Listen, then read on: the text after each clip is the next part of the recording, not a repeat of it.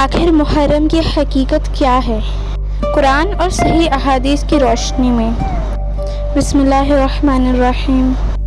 محرم کا چاند نظر آتے ہی سوشل میڈیا بھر جاتا ہے، ہر طرف ایک ہی موضوع، کوئی کہتا ہے کہ یہی حق ہے اور کوئی کہتا ہے وہ حق ہے۔ لیکن ایک سوال ہم سب کو خود سے پوچھنا چاہیے، کیا ہم نے کبھی جاننے کی کوشش کی کہ قرآن کیا کہتا ہے، رسول اللہ صلی اللہ علیہ وسلم نے کیا سکھایا، صحابہ کرام رضی اللہ عنہ کا طریقہ کیا تھا؟ اگر آج ہم اپنے تمام جذبات، سنی سنائی باتیں اور اپنی پسند ناپسند کو ایک طرف رکھ دیں اور صرف قرآن اور صحیح احادیث کی روشنی میں محرم کو صحیح طریقے سے سمجھنے کی کوشش کریں تو شاید بہت سی غلط فہمیاں خود بخود ختم ہو جائیں گی۔ تو سب سے پہلے یہ جان لیجئے کہ محرم اسلامی سال کا پہلا مہینہ ہے اور یہ ان 4 حرمت والے مہینوں میں سے ایک ہے جنہیں اللہ تعالی نے خاص عزت دی ہے۔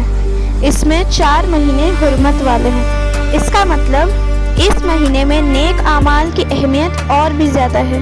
اب ہے محرم کے روزے، تو رسول اللہ صلی اللہ علیہ وسلم نے فرمایا کہ رمضان کے بعد سب سے افضل روزے اللہ کے مہینے محرم کے روزے ہیں۔ تو سوچئے رسول اللہ صلی اللہ علیہ وسلم نے محرم کو اللہ کا مہینہ کہا، یہ کتنی بڑی فضیلت ہے۔ پھر نمبر 3 پر ہے عاشورہ کا دن۔ جب رسول اللہ صلی اللہ علیہ وسلم مدینہ تشریف لائے تو آپ صلی اللہ علیہ وسلم نے دیکھا کہ یہودی 10 محرم کا روزہ رکھتے ہیں، تو آپ صلی اللہ علیہ وسلم نے پوچھا کہ تم یہ روزہ کیوں رکھتے ہو؟ انہوں نے کہا، اسی دن اللہ نے حضرت موسیٰ علیہ السلام اور بنی اسرائیل کو فرعون سے نجات دی تھی۔ تب رسول اللہ صلی اللہ علیہ وسلم نے فرمایا کہ ہم موسیٰ علیہ السلام کے تم سے زیادہ حقدار ہیں۔ پھر آپ صلی اللہ علیہ وسلم نے خود بھی محرم کا روزہ رکھا اور صحابہ کو بھی اس کا حکم دیا۔ نمبر 4 پر ہے کربلا کا واقعہ۔ تو محرم ہی کے مہینے میں 61 ہجری میں ایک بہت دردناک واقعہ پیش آیا۔ کربلا کے میدان میں حضرت امام حسین رضی اللہ عنہ اپنے گھر والوں اور ساتھیوں کے ساتھ شہید کر دیے گئے کہ یہ واقعہ ہر مسلمان کے لیے غم کا سبب ہے، کیونکہ حضرت امام حسین رضی اللہ عنہ رسول اللہ صلی اللہ علیہ وسلم کے نواسے تھے۔ رسول اللہ صلی اللہ علیہ وسلم نے فرمایا کہ حسن اور حسین یعنی امام حسن اور امام حسین جنتی نوجوانوں کے سردار ہیں، اور ایک حدیث میں آپ نے فرمایا کہ اے اللہ، میں ان دونوں سے محبت کرتا ہوں، تو بھی ان سے محبت فرما۔ نمبر 6 پر ہے کہ کیا ماتم اسلام میں ہے؟ اب یہ سوال ہے کہ کیا رسول اللہ صلی اللہ علیہ وسلم نے سینہ کو بھی نوحہ یا اپنے جسم کو نقصان پہنچانا سکھایا؟ نہیں۔ رسول اللہ صلی اللہ علیہ وسلم نے فرمایا کہ جو شخص رخسار پیٹے، غریباً پھاڑے اور جاہلیہ کی پکار لگائے وہ ہم میں سے نہیں۔ کیا تعزیہ اور جلوس ضروری ہیں؟ محرم کے دنوں میں کئی جگہوں پر تعزیہ نکالا جاتا ہے اور لوگ اس کے ساتھ جلوس بھی نکالتے ہیں، لیکن ایک ضروری سوال ہے کہ کیا رسول اللہ صلی اللہ علیہ وسلم نے یا صحابہ کرام رضی اللہ عنہم نے کبھی تعزیہ بنایا یا اس کا جلوس نکالا؟ تاریخ اور صحیح روایت میں اس کی کوئی دلیل نہیں ملتی۔ اسی لیے بہت سے علماء کا کہنا ہے کہ تعزیہ اسلام کے پہلے دور کا عمل نہیں بلکہ بعد کی تاریخی روایت ہے۔ رسول اللہ صلی اللہ علیہ وسلم نے ہمیں ہدایت دی کہ جس نے ہمارے اس دین میں کوئی نئی بات نکالی جو اس میں سے نہیں تو وہ مردود ہے۔ اس لیے ایک مسلمان کے لیے سب سے محفوظ راستہ یہی ہے کہ وہ انہی اعمال کو اختیار کرے جو قرآن اور رسول اللہ صلی اللہ علیہ وسلم کی صحیح سنت سے ثابت ہے۔